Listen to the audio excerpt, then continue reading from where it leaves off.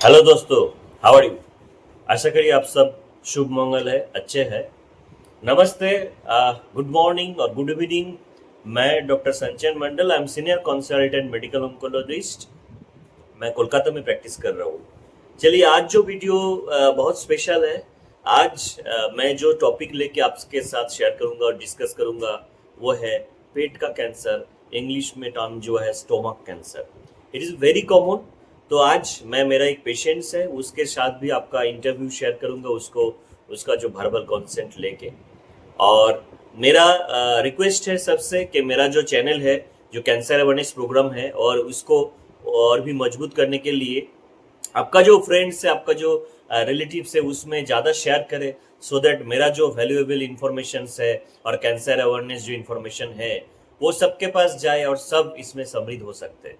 तो हम लोगों का जो कैंसर अवेयरनेस जो मोटो है यही है कि सबके इंफॉर्मेशन दे के रीच करना। क्यों? क्योंकि early diagnosis is very important. आज जिस पेशेंट्स के लिए हम बात करेंगे, और भी इसके पहले हम छोटा इंट्रोडक्शन देंगे व्हाट इज पेट की कैंसर और स्टोमक कैंसर। चलिए आज का वीडियो स्टार्ट करते हैं। जनरली स्टोमक कैंसर और पेट की कैंसर प्रिपोंडरेंस और एपिडेमियोलॉजी अगर देखा जाए तो ये हमारा इंडिया में कश्मीर में ज़्यादातर इंसिडेंस ज़्यादा है, नंबर ज़्यादा है।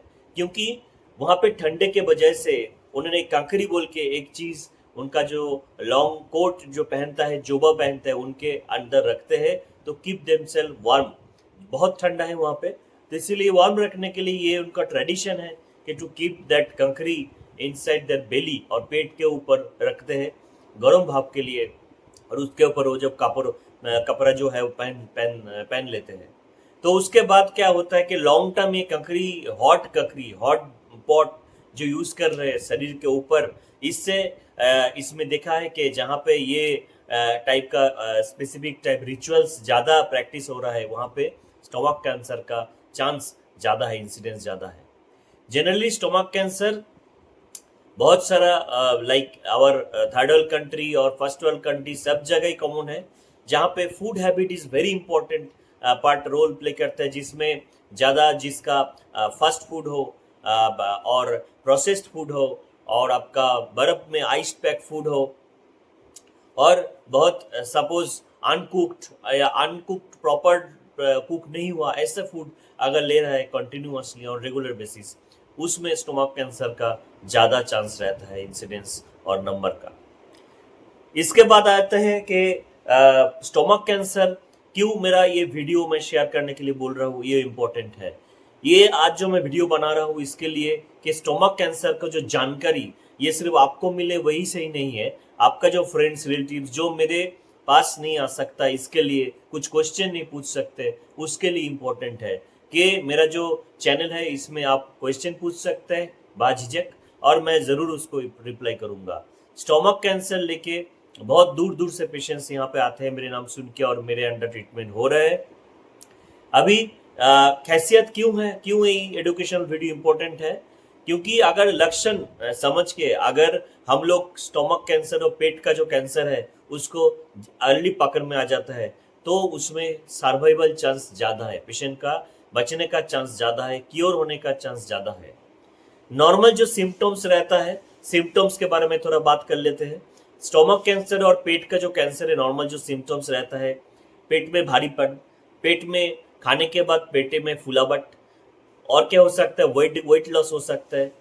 4 नंबर क्या हो सकता है, पेट में रुकावट खाने के टाइम पे, कि आप खा रहे हो कुछ अटक जा रहा है, सही से हजम नहीं रहा है। नंबर 5 है वॉमिटिंग, कुछ भी खा रहे हो वॉमिटिंग होके निकल रहा है।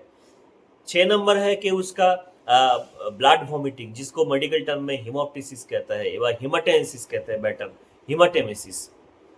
तो ब्लड वॉमिटिंग हो रहा है।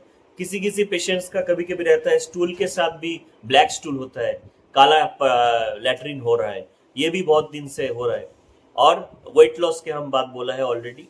ब्लोटिंग सेंसेशन, एब्डोमेन जो खाने के बाद फूल जाता है। किसी किसी पेशेंट्स में ऐसा वही होता है कि पेट में दर्द, कंटिन्यूअस पेट में दर्द बहुत मान से है, दैट इज नॉट गोइंग।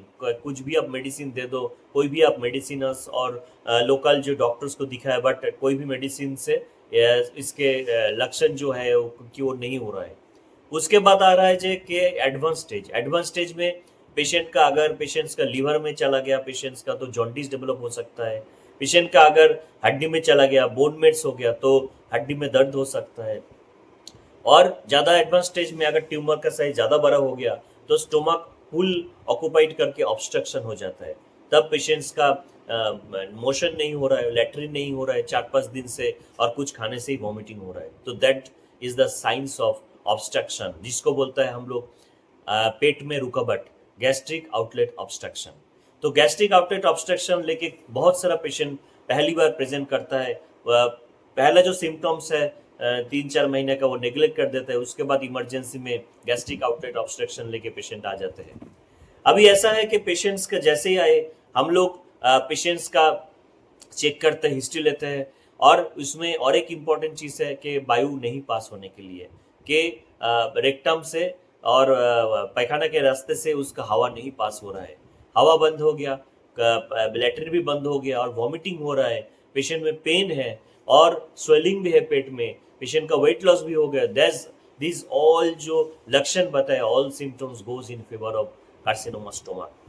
तो उसके बाद हम लोग उसको पेट के रेस्ट देते हैं, डायग्नोसिस करते हैं, बायोप्सी, एंडोस्कोपी गाइडेड बायोप्सी करते हैं, जो हम लोग गैस्ट्रोएंटरोलॉजिस्ट है उसके हेल्प लेके। उसके बाद हम लोग इमेजिंग करते हैं स्टेजिंग के लिए। वाई स्टेजिंग इज इम्पोर्टेंट, ये आंत की जो पेट की जो हम लोग को कैंसर है, स्टेजिंग इम्पोर्टेंट क्यों है? क्योंकि ये जो सिम्टम मैं बताया, ये सिम्टम देके जो पहली हम लोग के पास आता है, सपोज ये जो सिचुएशन बोला कि patient gastric outlet obstruction advance stage में आ गया, ये अगर 3-4 मंथ पहले आते थे, जब उसका स्टार्टिंग में हाल में उसको स्टार्टिंग हुआ था, जो सिम्टम्स वो लेके अगर आ जाते हैं, देन हम लोग का क्यूरेबल इंटेंट समय सर्जरी भी होता है, केमोथेरेपी होता है, रेडिएशन के भी ऑप्शन रहता है, तब सर्वाइवल चांसेस स्टेज 1 में अराउंड 70%, स्टेज 2 में स्टोमक कैंसर का 5 ईयर सर्वाइवल का चांस रहता है अराउंड 45%, बट एडवांस स्टेज में 5 year survival is very less than 10% और 15%। तो इसीलिए अर्ली स्टेज में डायग्नोसिस एक बहुत महत्वपूर्ण विषय है, जो हम लोग डिस्कस करके ये हम लोग को ध्यान में समझ लेना चाहिए कि क्या लक्षण हो सकता है और किस अर्ली स्टेज में हम लोग आ सकता है। तो उसके बाद हम लोग को जो इस पेशेंट्स के बारे में थोड़ा बता देते हैं। इस पेशेंट्स मेरे पास जब आए थे, स्टेज 4 मेटास्टेटिक स्टेज था, ऑलमोस्ट 2 साल हो गया मैं इसके ट्रीटमेंट कर रहा हूँ। इसका जनरली पेशेंट्स का बहुत पेशेंट है, बहुत सारा ट्रीटमेंट सहन नहीं पाता है।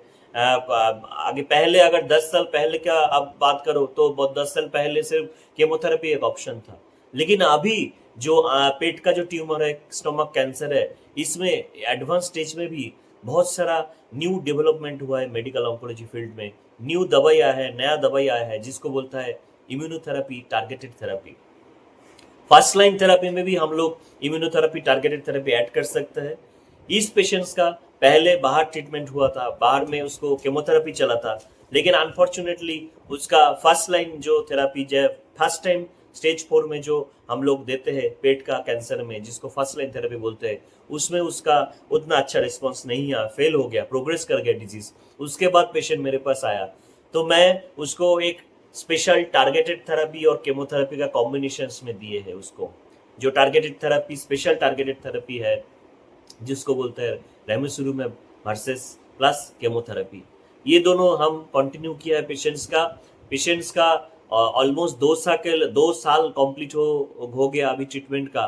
और हम लोग जो लेटेस्ट जो इमेजिंग की है उसमें डिजीज रेस्पॉन्स में है, अच्छा रेस्पॉन्स है, स्टेबल डिजीज है। हालांकि हम लोगों को यही चीज समझना चाहिए कि स्टेज 4 बीमारी जनरली इनक्योरेबल होता है, जिसमें क्योर होने का चांस संभावना कम रहता है, जीरो होने का चांस कम रहता है। बट हम लोग के पास इतने सारा मेडिसिन अवेलेबल है, अच्छी और newer medicine apart from chemotherapy, immunotherapy, targeted therapy, जो हम लोग अप्लाई करके पेशेंट का जो सर्वाइवल, जीने का जो उम्मीद और जीने का जो क्वालिटी ऑफ लाइफ और ओवरऑल सर्वाइवल, प्रोग्रेशन भी सर्वाइवल, ये जरूर हम लोग बढ़ा सकते हैं। तो हम लोगों को ये एजुकेशनल वीडियो का यही टारगेट है कि आप लोगों को सबके पास जाए, सिम्टम्स क्या है ये समझना जरूरी है, सिर्फ पेशेंट या रिलेटिव को नहीं।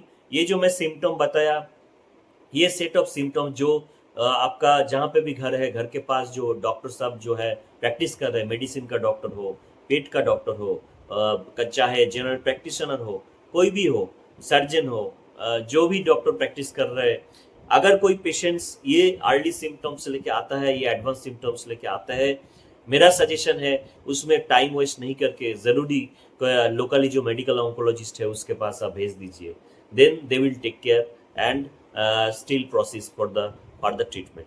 आइए आज ये एक बार वीडियो हम देख लेते हैं, उसका जो प्रैक्टिकल जो एक्सपीरियंस है, उसका जर्नी 2 साल से क्या रहा वो एक बार सुन लेते हैं कि उसका बॉडी वेट कैसे लॉस हुआ था, आहिस्ता आहिस्ता ट्रीटमेंट के साथ कैसे उसका बॉडी वेट इंप्रूव किया है, उसका सिम्टम इंप्रूव किया है, खाना इंप्रूव किया है, अभी पेशेंट ऑफिस भी ज्वाइन कर लिया लाइक अ नॉर्मल पर्सन। तो आइए उनके बात से सुनते हैं, उनका वर्बल कॉन्सेप्ट लेके ये यूट्यूब में हम वीडियो एडुकेशन और सबके जानकारी के हम दिए हैं। अगर पेट की कैंसर और स्टमक कैंसर के बारे में कोई भी किसी का भी कोई जानकारी चाहिए, प्लीज़ नीचे मेरे कमेंट सेक्शन में कमेंट कीजिए, इंग्लिश और बंगाली में, तो हम लोग ज़रूर, और हिंदी में भी कर सकते हैं, और पूछिए मेरे को। और आपका कोई सिम्टम्स लेके और किसी का ट्रीटमेंट चल रहा है, उसका कोई सजेशन लेना चाहते हैं, तो मेरा गूगल में मेरा व्हाट्सअप नंबर है, please only WhatsApp me, so I will definitely apply and help you. तो आज के लिए इतना ही, अगले कोई टॉपिक के साथ ज़रूर मिलेंगे। किसी के और कोई जानकारी चाहिए, कोई वीडियो इम्पोर्टेंट बनाना है, किसी का स्पेशल कुछ जानकारी चाहिए, तो ज़रूर मुझे लिख के भेजिए। नेक्स्ट कोई वीडियो में हम बताऊंगा किस फूड्स ये पेट का कैंसर करता है, what foods are causing stomach cancer, ये लेके मैं ज़रूर न्यू वीडियो जल्दी आएंगे। तब के लिए इजाज़त दे दिए, नमस्ते, हेल्दी रहिए, सुस्त रहिए। बोलो। हाँ, सही। मेरा पहले यहाँ आने से पहले मेरा 41 था वजन, अभी मैं 59 है, 55 वजन हो गया है मेरा। और मेरे भाई, मेरे साथियों, जो भी स्टोमक कैंसर हैं वो प्लीज़ आप डरिए मत, आइए यहाँ डॉक्टर संजय मंडल से मिलिए और अच्छा से इलाज करवाइए, डरने की कोई बात नहीं है, एकदम ठीक हो जाएगा। घर बैठे आप लोग को कोई फ़ायदा नहीं होगा। आप लोग आइए हॉस्पिटल में और सर से मिलिए, पूरी तरह से आप लोग ठीक हो जाइएगा, जैसे मैं ठीक हो गया हूँ। खाना पीना अच्छा से चल रहा है, अभी मैं